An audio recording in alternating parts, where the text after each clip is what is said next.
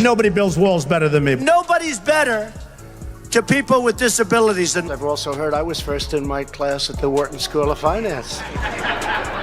And sometimes when you hear it, you don't say anything. You just let it go. There's nobody bigger or better at the military than I am. That's the way you learned at the Wharton School of Finance. I mean, that would be the ultimate thing. Nobody's fighting for the veterans like I'm fighting for the veterans. Nobody's stronger than me. Nobody loves the Bible more than I do. I'm highly educated. I went to the Wharton School of Finance. Nobody has better toys than I do. There is nobody that respects women more than I do. There's nobody more conservative than me. I went to the Wharton School of Finance. I was a very fine student. There's nobody's ever had crowds like Trump has had. And nobody even understands it but me. It's called devaluation. Nobody knows more about trade than me. There's nobody that understands the horror of nuclear better than me.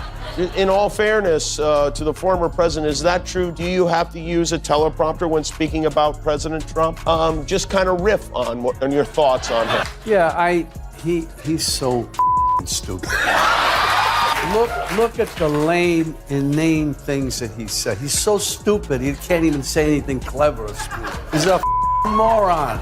Jimmy Kimmel has never been the kind of person who needs to raise his voice when talking about intelligence. Instead, he has a way of approaching the subject that ends up revealing much more. He simply keeps score. During a recent episode, he took on a challenge that, surprisingly, had been left untouched ever since the phrase stable genius became part of America's political conversation nearly a decade ago. Rather than arguing about the claim, making fun of it, or getting pulled into another debate, Kimmel decided to track it. He went back through years of public statements and turned them into something that could actually be measured, creating a record that was difficult to dismiss and even harder to ignore. You'll be tweeting differently once you board the Air Force One. No, that's other people that do that. I'm very consistent. I'm a very stable genius. The phrase itself goes back to one of Donald Trump's most memorable social media posts. At the time, Trump confidently argued that if there was one thing people could rely on, it was his complete stability. He went even further, describing himself as a very stable genius in his own words. The comment immediately took on a life of its own, spreading far beyond social media and becoming a lasting part of the political conversation. For years afterward, it was quoted, debated, referenced, and repeated so often that it became one of the most recognizable phrases associated with Trump's public image. I'm a very stable genius. You know, we've been hearing so much about these cognitive tests he keeps acing. You guys know what ACE means? Okay. All right, and I've offered him the opportunity to take the test live on television. He still hasn't gotten back to me on it. So in the interest of fairness, and also to get a sense of what he keeps babbling about, we got in touch with a doctor who gives this test regularly, was willing to take, or asked to take, by the way. These cognitive exams, they're about as difficult as the maze on the back of a box of Captain Crunch, but he's still very proud of his performance. But I've taken now 3 cognitive tests. I've aced every single one of them. And he said the White House doctors have reported he's in perfect health and that I aced, meaning was correct on 100% of the questions asked.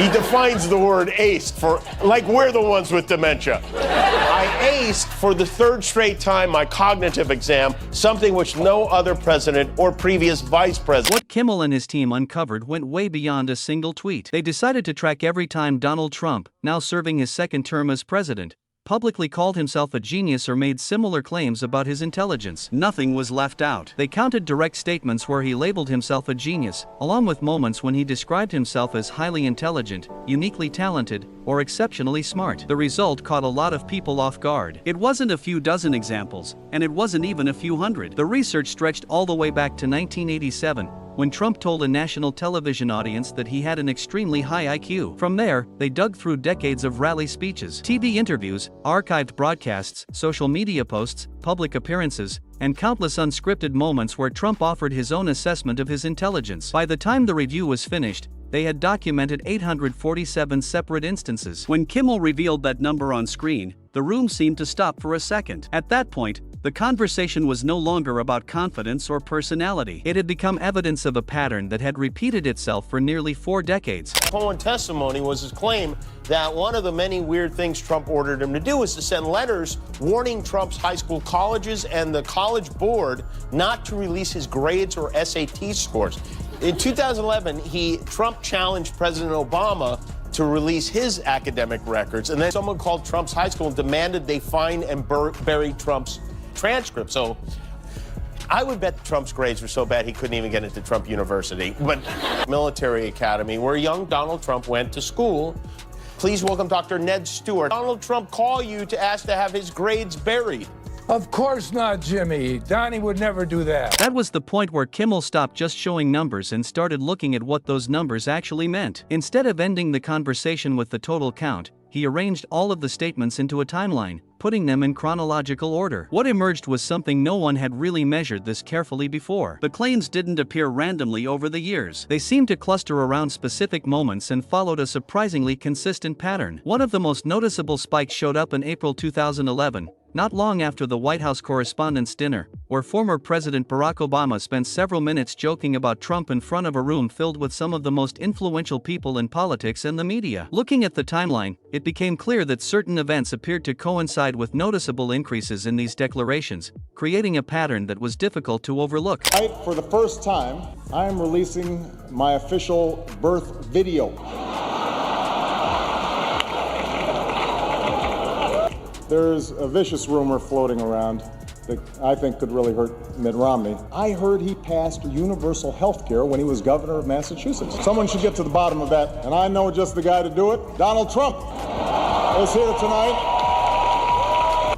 And that's because he can finally get back to focusing on the issues that matter. Like, did we fake the moon landing? What really happened in Roswell? And where are Biggie and Tupac? The second spike made the pattern even harder to ignore. This one happened in January 2018, just days after Michael Wolff's book began circulating explosive claims from inside the White House. The book painted a highly critical picture of Trump, including allegations that some staff members viewed him as an idiot, believed he struggled to focus, and said he wasn't someone who spent much time reading. Instead of responding to those accusations in a traditional way, Trump's reaction took a very different path. Over the span of just 72 hours, he repeatedly emphasized his own intelligence, making 14 separate statements that reinforced the idea that he was a genius. During that stretch came the now famous stable genius post, followed by another message doubling down on the description of himself as a very stable genius. What stood out wasn't only how often the claims appeared, but how quickly they arrived. The response was intense, concentrated, and impossible to miss, creating the impression that the criticism had sparked an immediate effort to reassert the very quality that was being challenged. I want to thank Senate Finance Chairman and a very spectacular man, Orrin Hatch. Where's Orrin? Orrin? I love listening to him speak. He said once, I am the single greatest president in his lifetime. Now, he's a young man, so it's not that much. And he actually once said, I'm the greatest president in the history of our country. And I said, does that include Lincoln and Washington? He said, yes.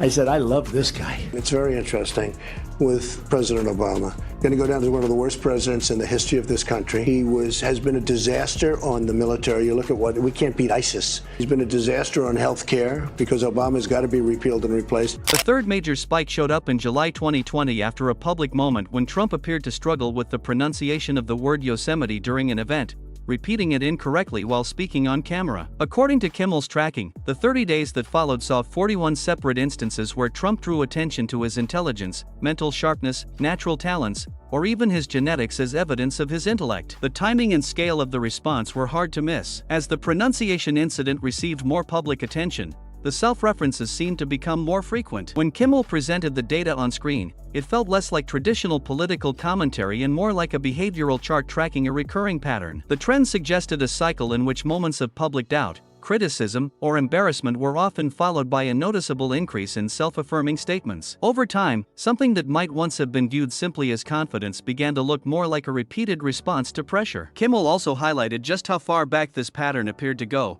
pointing to a 1987 appearance on Larry King Live where Trump, without being asked, interrupted a conversation about real estate to mention that he had a very high IQ. From that moment through his later years in politics and the presidency, the timeline stretched across 37 years and a total of 847 recorded declarations. What stood out most was that the trend didn't remain steady. It continued to rise over time, becoming more frequent, more persistent, and increasingly difficult to ignore.